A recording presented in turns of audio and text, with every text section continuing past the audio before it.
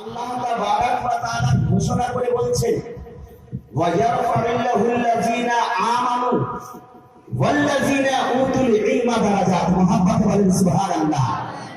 আর আল্লাহ তাবারাক ওয়া তাআলা মর্যাদাকে বাড়িয়ে দিয়েছে, সম্মানকে বাড়িয়ে দিয়েছে। তাদের সম্মান বাড়িয়ে দিয়েছে যারা ঈমান নিয়ে এসেছে, যারা ঈমান নিয়ে এসে আল্লাহ তাবারাক ওয়া তাআলার একাত্মবাদ প্রকাশ করেছে, আমার নবীর নবীত্বকে প্রমাণ করেছে, আমার নবীর নবীত্বকে স্বীকার করেছে, আল্লাহ তাবারাক ওয়া তাআলার গুণাবলীকে প্রমাণ করেছে। আল্লাহ তাবারাক ওয়া তাআলা তাদের সম্মানকে বাড়িয়ে দিয়েছে।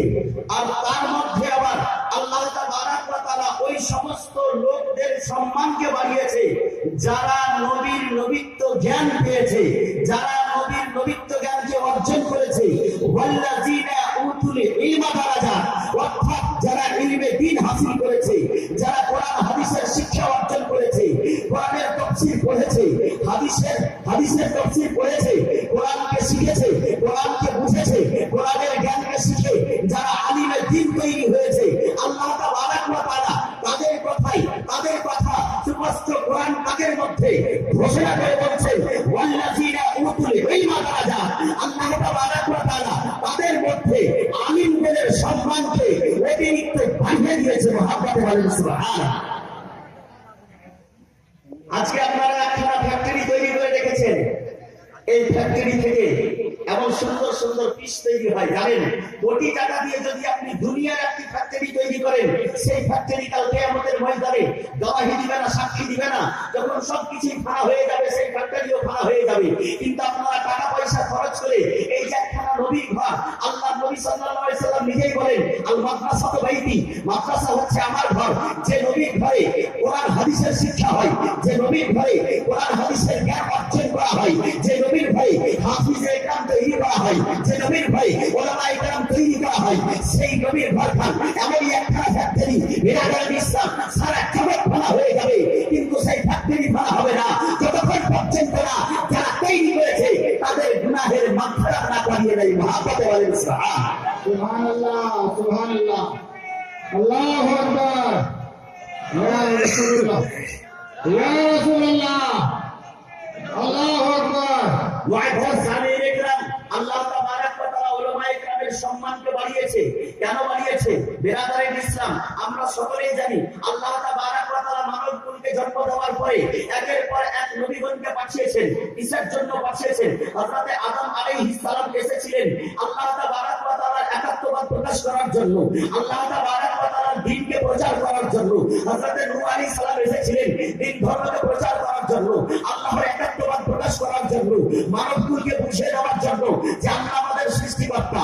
বিরাদার ইসলাম একের পর এক আম্বিয়া ইকরাম এসেছেন। হযরত ইব্রাহিম খলিলুল্লাহ এসেছেন গুনাহের দিকে যেন না যায়, ইসলাম ধর্মের দিকে যেন অগ্রসর হয়, আল্লাহর একাত্মবাদ যেন প্রকাশ করে। হযরত মুসা কালিমুল্লাহ এসেছেন, আল্লাহর একাত্মবাদ প্রকাশ করেছেন। হযরত ইসমাঈল জবিহুল্লাহ এসেছেন, আল্লাহর একাত্মবাদ প্রকাশ করেছেন। হযরত ঈসা রূহুল্লাহ এসেছেন, আল্লাহর একাত্মবাদ প্রকাশ করেছেন।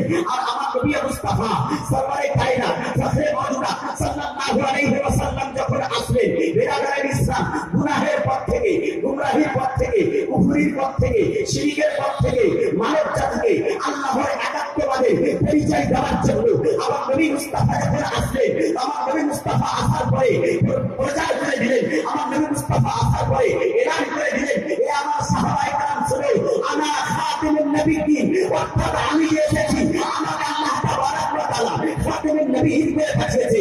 লা নবিয়্যা বাদি, আমার পরে কোন নবী তৈরি হবে না, আমার পরে কোন নবী আসবে না। বিরাদার ইসলাম সাহাবায়ে কেরাম প্রশ্ন করে বসলেন, ইয়া রাসূলুল্লাহ, ইয়া হাবিবাল্লাহ, সেদাকা আবি ওয়া উম্মি, ইয়া রাসূলুল্লাহ, হযরত আদম আলাইহিস সালামের যুগে মানুষ কুফরি করেছিল, আদম আলাইহিস সালামের যুগে মানুষ গুমরাহির পথে গিয়েছিল, তাদেরকে হেদায়েতের জন্য আদম আলাইহিস সালাম যথেষ্ট ছিল।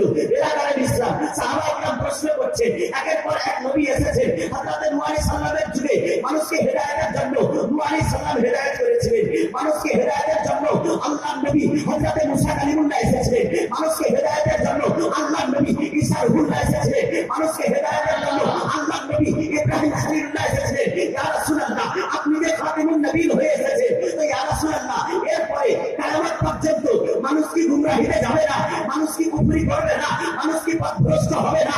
আমার নবী মুস্তাফা সাল্লাল্লাহু আলাইহি সাল্লামকে জিজ্ঞাসা করা হচ্ছে, ইয়া রাসূলুল্লাহ, আপনি তো খাতেমুন নবিয়্যিন, আপনার পরে যখন মানুষ গুমরাহির দিকে যাবে, আপনার পরে যখন মানুষ পথভ্রষ্ট হয়ে যাবে, আপনার পরে যখন মানুষ বুতপারস্তির পূজা করবে, আপনার পরে যখন মানুষ আগুনের পূজা করবে, আপনার পরে যখন মানুষ সেই সূর্যের পূজা করবে, আপনার পরে যখন মানুষ সেই পাহাড়ের পূজা করবে, আপনার পরে যখন মানুষ গাছের পূজা করবে, ইয়া রাসূলুল্লাহ, যখন আপনার পরে কোনো নবী আসবে না, তো তাদেরকে হেদায়েত কে করবে?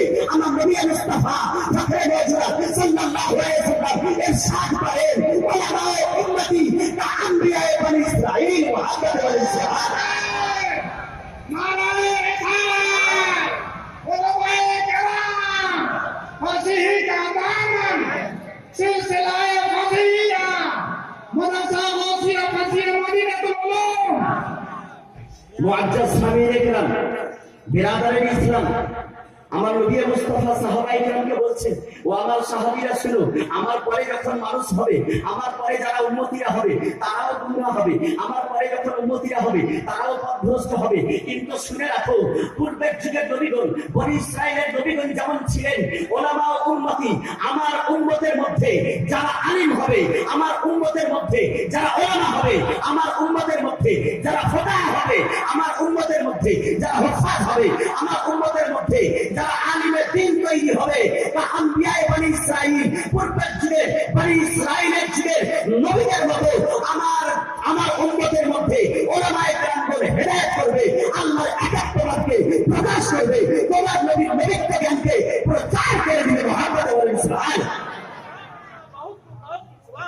মুআজ্জাজ মুহতারাম সামিঈনে কেরাম, সেই ওলামায়ে কেরামের জন্য আমার নবী মুস্তাফা বলে দিলেন, আল উলামা ওয়ারাসাতুল আম্বিয়া। মুহাম্মদ বলেন সুবহানাল্লাহ।